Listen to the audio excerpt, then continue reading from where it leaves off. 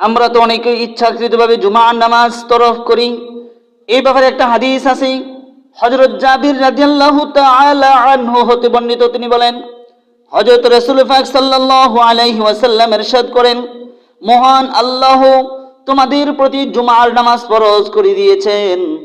এই স্থানে, এই মাসে, এই বছরে, এই দিনে কিয়ামত পর্যন্ত যে ব্যক্তি আমার যুগে বা পরবর্তী যুগে চাই তার ইমাম রাষ্ট্রপতির ন্যায় পরায়ণ হোক বা অত্যাচারী হোক, যেমনই হোক না কেন, তুচ্ছ বা এনকার বশত জুমার নামাজ তরক করবে, আল্লাহ পাক তার দিন দুনিয়ার কোনো কাজে বরকত দিবেন না।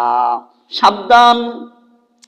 এই জন্য এমন ব্যক্তির নামাজ, যাকাত, হজ, রোজা ও কোন নেকি আল্লাহ পাকের নিকট গ্রহণযোগ্য হবে না যে পর্যন্ত না সে তওবা করবে। তাই যে ব্যক্তি তওবা করবে, আল্লাহ পাক তার তওবা কবুল করে নেবেন। ইবনে মাজাহ।